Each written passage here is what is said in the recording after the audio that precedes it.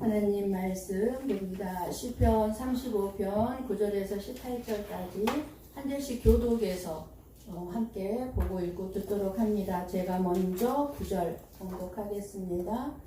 내 영혼이 여호와를 즐거워하며 그의 구원을 기뻐하리로다. 내 모든 뼈가 이르기를 여호와와 같은 이가 누구냐. 그는 가난한 자를 그보다 강한 자에게서 건지시고 가난하고 궁핍한 자를 노력하는 자에게서 건지시느니라 하리로다. 불의한 증인들이 일어나서 내가 알지 못하는 일로 내게 질문하며 내 선을 악으로 갚아 나의 영혼을 외롭게 하나. 나는 그들이 병들었을 때에 굵은 베옷을 입으며 금식하여 내 영혼을 괴롭게 하였더니 내 기도가 내 품에 돌아왔도다. 내가 나의 친구와 형제에게 행함같이 그들에게 행하였으며 내가 몸을 굽히고 슬퍼하기를 어머니를 곱함같이 하였도다. 그러나 내가 넘어짐에 그들이 기뻐하여 서로 모이며 불량배가 내가 알지 못하는 중에 모여서 나를 치며 찢기를 맞이 아니하도다.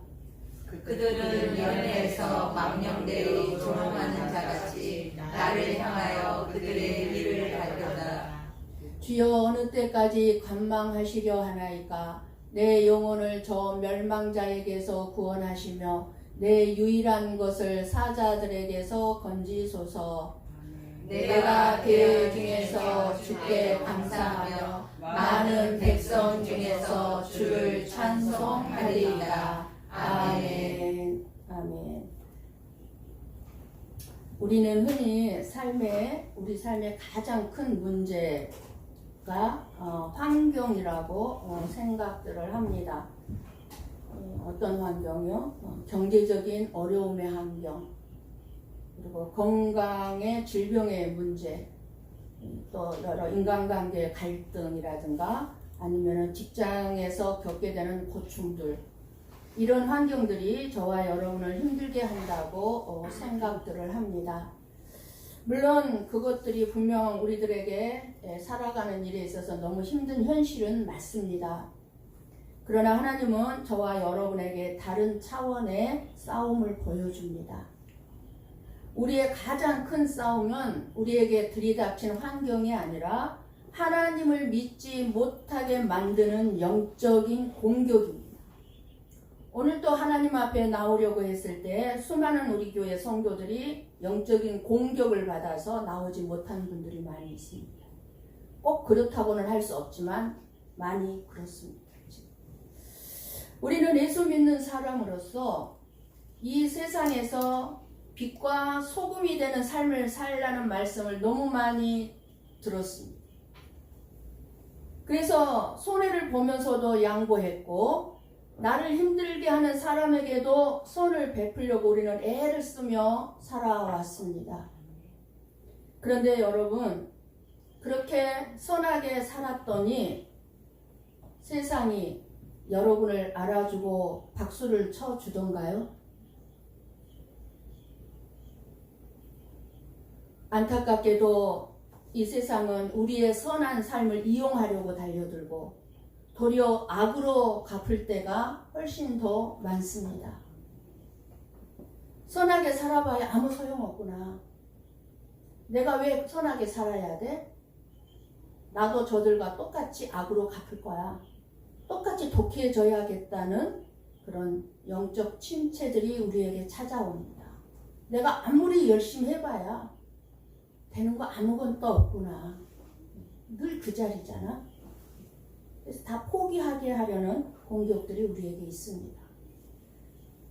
과연 세상이 내 선을 악으로 갚아올 때, 그리고 우리들은 그런 때 어떤 태도를 취해야 할까요? 어떻게 반응해야 할까요? 오늘 그 영적인 해답을 찾을 수 있기를 축복합니다. 아멘. 우리가 살아가면서 가장 마음 아픈 일 가운데 하나는 나는 선을 베풀었는데 악으로 돌아오는 경험들입니다. 사람들은 나의 선한 마음을 알아주지 않습니다. 그렇다고 내 마음을 구구절절 표현할 수도 없습니다. 사랑했는데 배신당하고 분명히 도와주었는데 상처를 받게 됩니다. 상처를 줍니다. 진심으로 섬겼는데 오히려 비난을 하고 그 사람의 말 한마디가 내 마음을 찢어 놓습니다. 믿었던 사람들에게 예면을 당할 때 내 영혼은 무너집니다. 오늘 다윗은 바로 그런 고통 속에 있습니다. 특별히 12절 말씀은 다윗의 마음을 그대로 보여줍니다. 내게 선을 악으로 갚아 나의 영혼을 애롭게 하나. 그럴 때 너무너무 애롭습니다. 아무에게도 말할 자가 없습니다. 그래서 다윗은 뭐라고 얘기합니까? 나는 선을 행했는데 돌아온 것은 악이었다. 그런데 놀라운 것은 다윗은 단순한 원망으로 끝나지 않습니다. 다윗은 결국 하나님을 바라봅니다. 상처보다 크신 하나님, 억울함보다 크신 하나님의 구원을 붙듭니다. 9절 말씀을 보십시오. 저와 여러분이 여호와를 즐거워하려면 먼저 여호와께서 행하신 일을 알아야 즐거워할 수 있습니다. 저와 여러분이 하나님을 즐거워하려면 하나님이 나에게 어떤 일을 행하셨는지를 알아야지 즐거워할 수 있죠. 모르니까 하나님을 즐거워할 수 없는 거예요. 하나님께서 행하신 모든 일들이 저와 여러분에게 구원이 된다는 것을 알 때 내 인생에 일어나는 모든 일들이 하나님이 행하신 일이라고 믿고 그 일들이 결국은 나에게 구원이 이루어질 것으로 연결된다는 것을 알게 될 때 저와 여러분은 설령 실패의 자리에나 질병의 자리에나 아니면 억울함의 자리에 놓여 있다 할지라도 변함없이 하나님의 구원을 바라보게 될 것입니다. 그리고 그 하나님으로 인해서 기뻐하고 즐거워할 수 있게 될 것입니다. 다윗은 그것을 알았어요. 그런데 우리는 한편으로는 구원을 말하면서도 구원을 쉽게 생각하는 경향들이 너무나 많이 있습니다.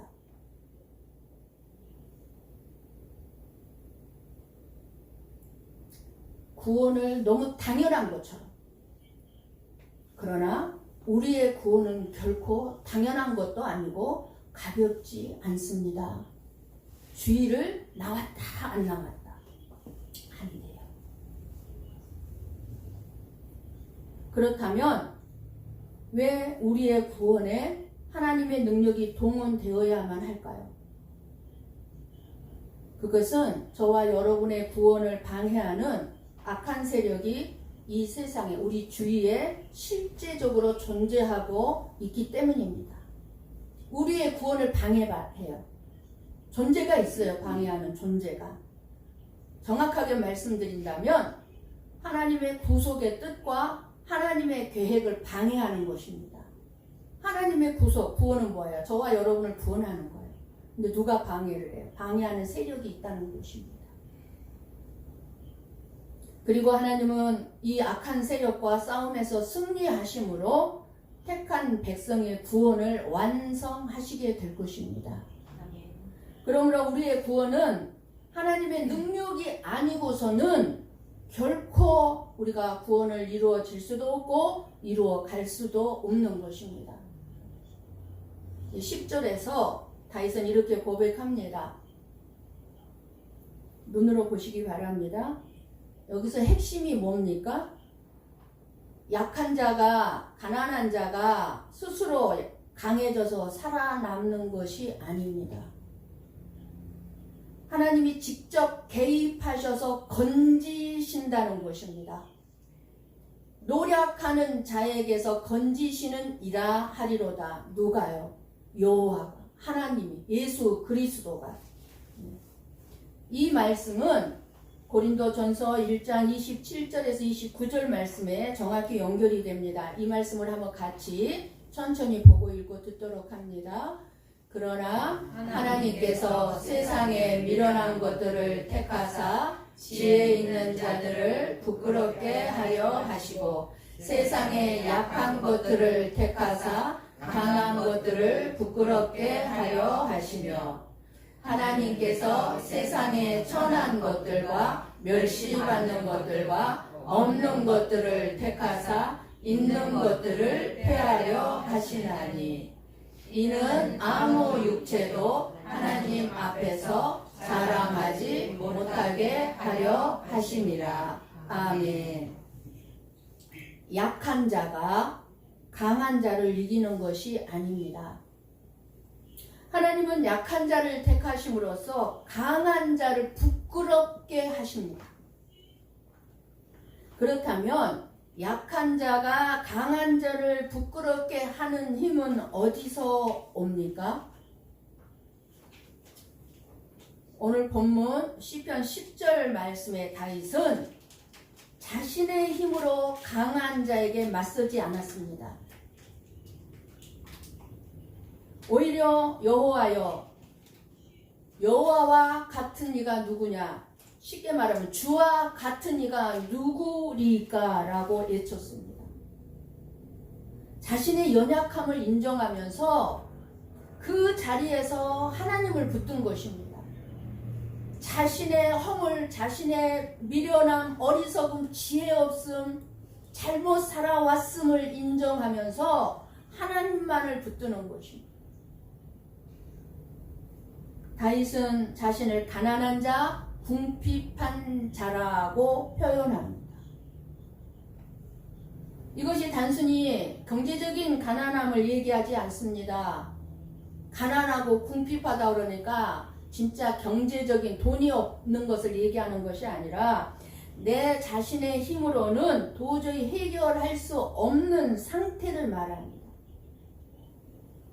그러니까 억울함을 풀 수도 없고 자신의 의를 증명할 수도 없고 스스로를 구원할 수도 없는 상태가 가난하고 궁핍한 상태입니다. 하나님은 왜 이런 사람들을 도우실까요? 세상은 강한 사람을 좋아합니다. 돈 많은 사람 좋아합니다. 능력 있는 사람 좋아하고 성공하고 있는 사람 좋아하고 이긴 사람을 좋아합니다. 이 세상 사람들이에요. 그러나 하나님은 내가 약하다는 것을 아는 사람, 내가 미련하다는 것을 아는 사람, 나에게는 지혜가 없다는 것을 아는 사람, 그 무엇보다도 주님 없이는 나는 살 수 없어요. 주님 없이는 살 수 없다는 것을 아는 사람에게 은혜를 베풀어 주십니다. 왜냐하면 하나님의 말씀인 복음은 강한 사람들의 이야기가 아니라 죽을 수밖에 없는 죄인을 살리시는 하나님의 일하심을 말씀해주고 있기 때문입니다. 성경 말씀은 죽을 수밖에 없는 죄인인 저와 여러분을 위해서 어떻게 살리는 하나님인가, 나는 어떤 하나님인가를 말씀해주고 있습니다. 우리는 본래 영적으로 완전히 가난한 자들이었습니다. 죄 아래에 있었고 죄의 종으로 살면서도 죄의 종으로 살고 있는지도 모르고 살았잖아요. 쥐잘난 맛에. 내가 제일 지혜롭고 똑똑하고 잘나서 그저 남들을 무시하면서 그렇게 살아왔잖아요. 사탄의 권세 아래 있었잖아요. 내 스스로를 구원할 수 없었습니다. 그런 저와 여러분을 위해서 예수님이 오셨습니다. 능력 많으신 예수님은 십자가에서 철저히 약한 자의 자리로 내려가셨습니다. 능력이 없어서요? 아니요. 그 약한 자리가 어떤 자리였습니까? 조롱당하시고 버림받으시고 억울한 재판을 받으셨습니다. 그리고 바로 그 연약한 자리에서 저와 여러분을 구원하셨습니다. 그래서 우리는 자기의 강함을 자랑하는 사람이 아니어야 합니다. 잘난 척하지 말아야 합니다. 주님 아니면 나는 아무것도 할 수 없습니다. 아니, 주님 아니면 나는 살 수가 없습니다. 라고 고백하는 사람이어야 합니다. 하나님께서 역사하시는 가장 좋은 자리는 우리의 내 힘이 완전히 끝난, 완전히 없는, 힘이 없는 그 자리에서 하나님은 일하시기 시작합니다. 한번 우리 고린도전서 1장 30절을 봅니다. 같이 봅니다. 너희는 하나님으로부터 나서 그리스도 예수 안에 있고 예수는 하나님으로부터 나와서 우리에게 지혜와 의로움과 거룩함과 구원함이 되셨으니 아멘. 무슨 말씀입니까? 우리의 힘의 정체를 바로 예수 그리스도라고 말씀해주고 있는 것입니다. 약한 자인 저와 여러분 안에 예수 그리스도가 계시기 때문에 그 약한 저와 여러분이 하나님 앞에서는 진짜 강한 자가 되는 것입니다. 여러분, 오늘 저와 여러분에게 던지는 질문이 이것입니다. 우리는 지금 다윗처럼 여호와와 같은 자가 누구리이까? 그러니까 주와 같은 자가 누구리이까? 라고 여러분 고백하며 살고 있습니까? 여호와와 같은 이가 누구이리까? 여러분이 살아가면서 진짜 하나님 같은 분이 나에게 누구입니까? 아니면 나 스스로 강하다고 생각하고 잘 해내고 있다고 여기고 세상의 기준으로 나보다 못한 사람을 나처럼 하지 않는 사람들을 내려다보면서 살고 있지는 않습니까?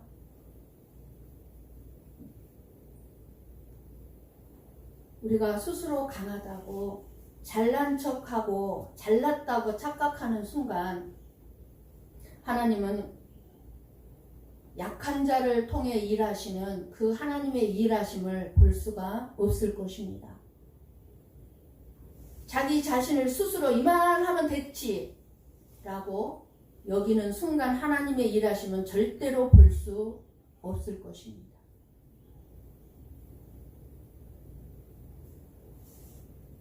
진짜 부끄러움은 비교해서 오는 것이 아닙니다. 다른 사람과 나를 비교하는 거야. 나는 이렇게 하는데 저 사람은 안 하네.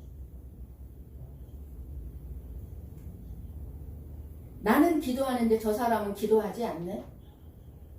나는 주의를 지키는데 저 사람은 주의를 지키지 않네. 비교하는 거. 거기에서 부끄러움이 오는 것이 아닙니다. 내 안에 그리스도가 계신지, 나는 하나님께 건짐받은 구원을 받은 자로 살고 있는지, 그 무릎 앞에 섰을 때 부끄러움은 찾아오는 것입니다. 내가 구원받은 자로 살지 못한 것을 발견하게 될 거 아니겠어요? 그때 부끄러움이 찾아오는 거예요. 11절부터 다윗은 더 깊은 고통을 쏟아냅니다. 불의한 증인들이 일어나서 내가 알지 못하는 일로 내게 질문하며, 그러니까 한마디로 거짓 증인들이 일어나서 내가 알지 못하는 일로 나에게 질문을 한다는 거예요. 그러니까 내가 하지도 않은 일을 했다고 말하는 거예요. 내가 하지도 않은 일을. 내가 하지도 않은 말을 했다고 하는 거예요. 이것이 얼마나 억울한 일입니까? 내가 하지도 않았는데.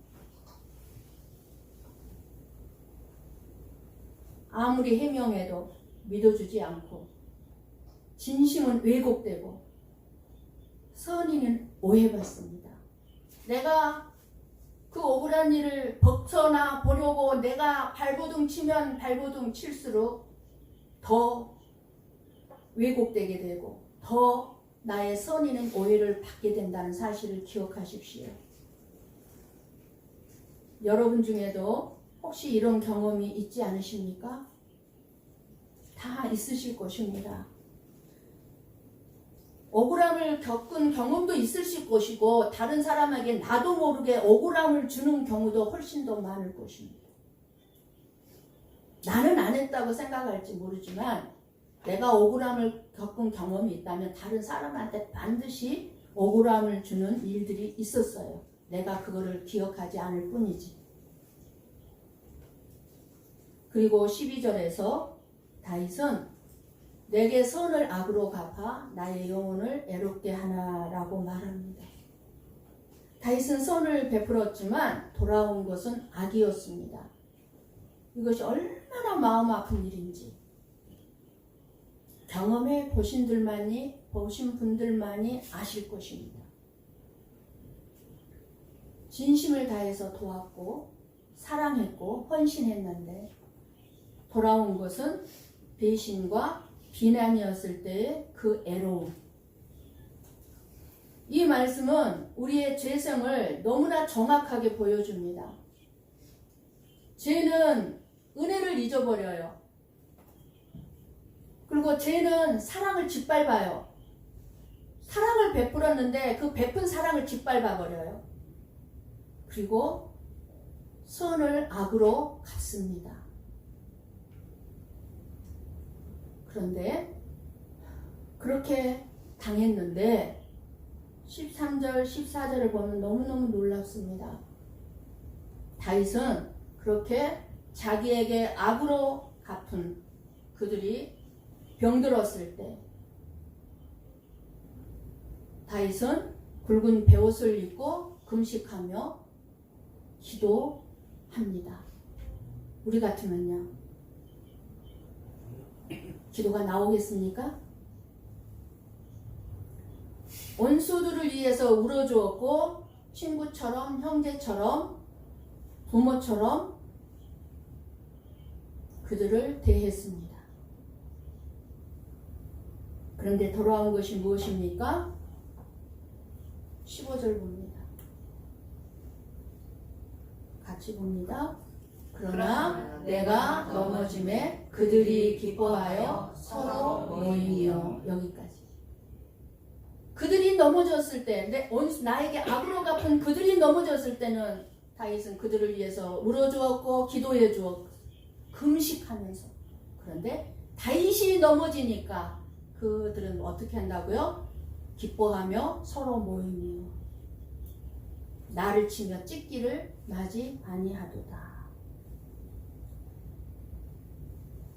그들은 다윗의 눈물을 즐거워하면서 다윗의 아픔을 조롱합니다. 여러분, 이게 죄의 본성이에요. 죄는 다른 사람의 아픔을 즐거워해요.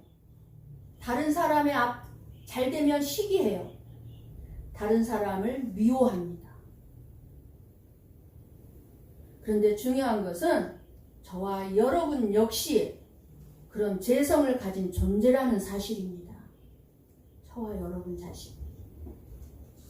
나는 아니야가 아니에요. 빼지 마세요. 내가 그런 사람입니다. 고백해야 돼요.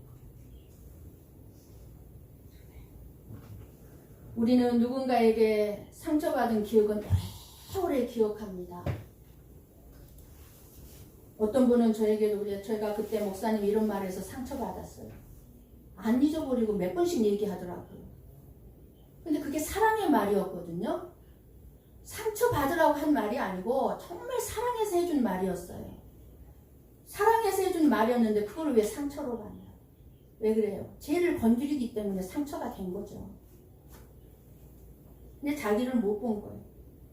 그리고 내가 누군가에게 준 상처는 쉽게 잊어버립니다.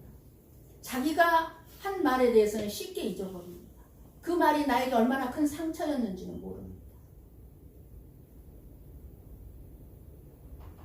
우리는 그렇게 하나님께도 행했습니다. 하나님은 저와 여러분에게 생명을 주셨고 날이면 날마다 은혜를 베풀어주고 계시고 순간순간마다 매일매일 햇빛을 주시고 공기를 주시고 시간을 주시고 수많은 것들을 저와 여러분에게 주셨습니다. 오늘 이 시간에도 은혜를 베풀어 주시고 계십니다. 그런데 저와 여러분은 하나님 없이 살아갈 수 있는 자처럼 살아가고 있지는 않습니까? 그저 내 눈앞에 펼쳐진 문제가 더 커서 상처받을까봐 얘기 못하겠어요. 하나님을 더 뒤로 물러 놓고 있지는 않습니까?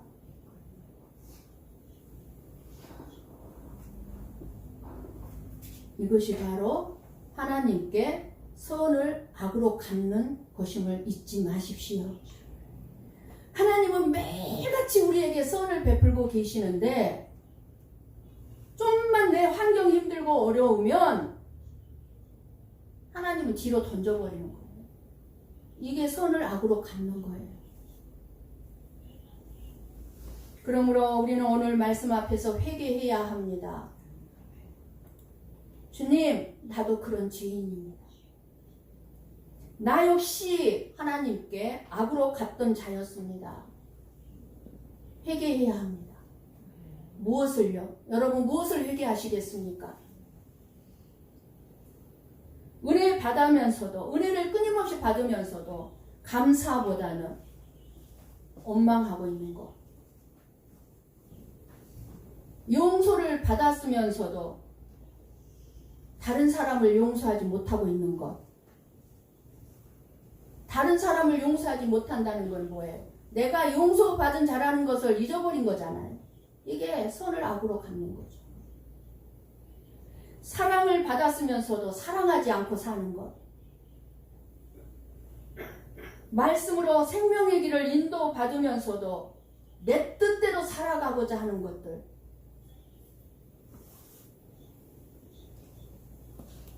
예수님의 십자가의 사랑을 듣고 알면서도 여전히 세상을 더 사랑하고 여전히 돈을 더 사랑하는 것.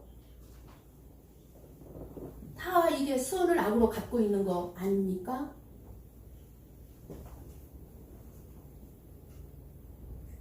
회개해야 합니다. 살 길은 회개밖에 없습니다. 16절을 보십시오.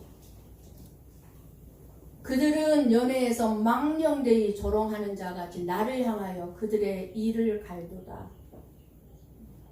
다윗이 힘들어지자 그들은 기뻐하고, 누가요? 다윗이 선을 베풀었던 그들, 다윗이 사랑했던 그들은 오히려 다윗이 힘들어지니까 기뻐하고 조롱하고 함께 모여서 비웃는다는 것입니다. 여러분, 이 모습이 누구를 닮았습니까? 바로 예수님입니다. 예수님은 죄인들을 고치셨고 살리셨고 사랑하셨습니다. 나병한 자를 만져주셔 고쳐주셨고 귀신 들린 자를 고쳐주셨고 죄인들과 함께 식사하셨습니다. 거룩하신 분이 죄인들과 함께 식사했어요. 그런데 그 사람들, 나병한 자들, 귀신 들린 자들, 죄인들, 그들이 예수님을 십자가에 못 박았습니다. 선을 악으로 갚았습니다. 예수님은 선으로 악을 갚으셨지만 그들은 악으로 선을 갚았습니다. 저와 여러분이요. 그러므로 우리가 세상에서 이유 없는 미움을 받고 있다면 이상한 일로 생각하지 마세요. 진짜 크리스찬다운 그리스도인으로서 우리가 살게 되면 세상은 저와 여러분을 이유 없이 미워합니다. 그래서 예수님께서 먼저 그 길을 걸으셨던 것입니다. 저와 여러분은 세상 사람들과 같아지지 않기 때문에 미움을 받아야 됩니다. 미움 안 받을 수가 없어요. 왜요? 세상 사람들은 하나님을 싫어하기 때문이에요. 괜히 이유 없이 예수님을 안 믿어요. 믿고 싶어 하지 않아요. 왜요? 빛을 싫어하기 때문이에요. 왜요? 어둠은요, 빛을 싫어해요. 빛이 있으면 어둠은 사라질 수밖에 없기 때문에. 그래서 어둠에 있는 사람들은 우리 안에 예수 그리스도가 있는 빛인 저와 여러분을 싫어해요. 우리가 믿음으로 살아갈 때 오해받을 수도 있고 억울한 일을 당할 수도 있고 내 진심이 왜곡될 수 있습니다. 반드시 참되게 예수 그리스도를 믿었다면 이런 일을 겪을 수밖에 없습니다. 겪어야 됩니다. 그러나 중요한 것은 사람들이 저와 여러분을 어떻게 보느냐가 아닙니다. 하나님이 아신다는 것입니다. 다윗은 사람들 앞에서 무너지지 않고 하나님 앞에서 울었습니다. 그 하나님 앞에 서는 것. 그것만이 억울함을 이기는 힘입니다. 악을 이기는 힘입니다. 17절부터 다윗은 다시 하나님께 부르짖습니다. 주여 어느 때까지 관망하시려 하나이까? 언제까지 이렇게 내 마음을 몰라주고 보고만 있으려니까? 이 기도는 믿음 없는 기도가 아닙니다. 오히려 하나님을 믿기 때문에 나오는 탄식입니다. 생각해 보세요. 믿지 않는 사람은 하나님께 어느 때까지라고 묻지 않습니다. 믿지 않는데 뭐 어느 때까지 물어볼 이유가 없잖아요. 하나님은 살아계심을 아는 사람들, 하나님이 살아계심을 알기 때문에, 하나님이 들으심을 믿기 때문에 이렇게 부르짖는 것입니다. 어느 때까지요? 탄식도 믿음의 기도입니다. 그래서 하나님 말씀 성경에는 탄식 기도가 가득합니다. 다윗의 탄식 기도가 시편 전체를 다 덮고 있다시피 합니다.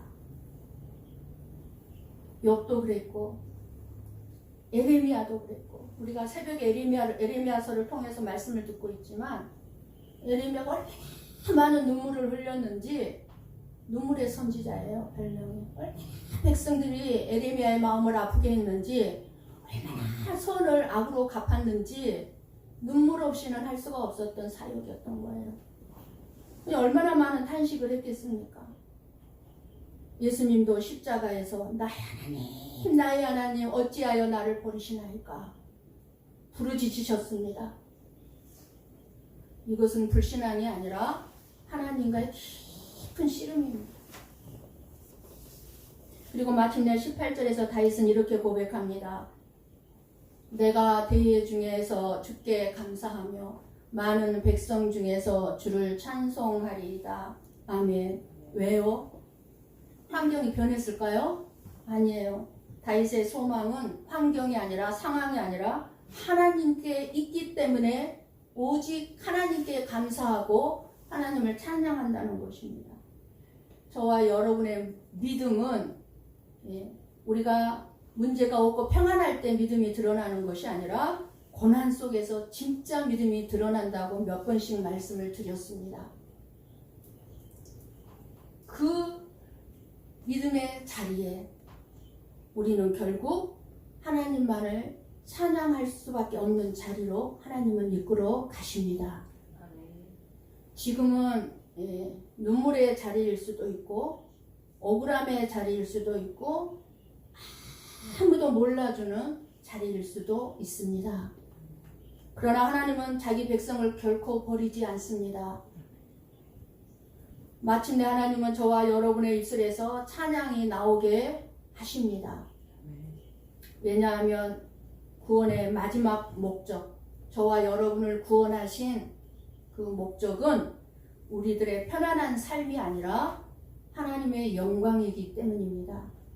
하나님이 인간을 창조하실 때, 우리를 창조하실 때 하나님은 영광을 받기 위해서 우리를 창조했어요. 찬양을 받기 위해서 우리를 창조했어요. 그렇기 때문에 우리 구원의 목적이 뭐예요? 하나님이 우리를 구원하는 목적이 하나님의 영광이기 때문에 그래요. 영광을 받기 때문에. 그래서 오늘 우리에게 주시는 말씀은 결국 선을 행하시고도 악으로 갚음을 받으신 예수님을 보여주고 있는 말씀입니다. 예수님을. 그런데 그 악으로 갚은 자가 누구냐? 저라는 것입니다. 여러분이라는 것입니다. 여러분, 선을 행하다가 상처받았습니까? 진심으로 다 했는데 악으로 갚음을 받았습니까?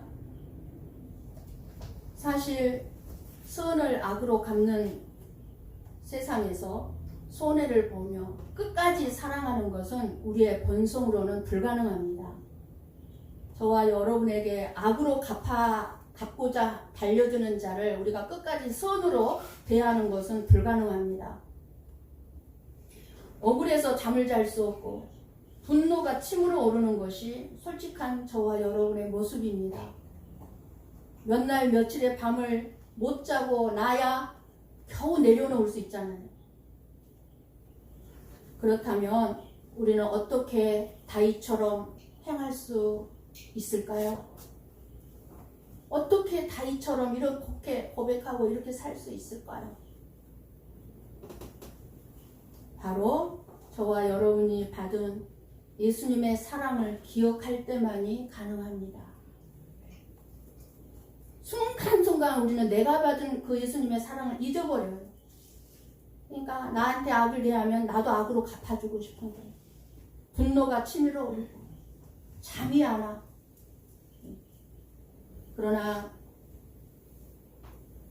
인류 역사상 가장 위대한 선을 가장 끔찍한 악으로 돌려받으신 분 예수 그리스도께서 이 땅에 생명과 구원이라는 최고의 선을 베풀어 주셨지만 우리들은 그 예수님을 십자가에 못 박는 악으로 갚았습니다.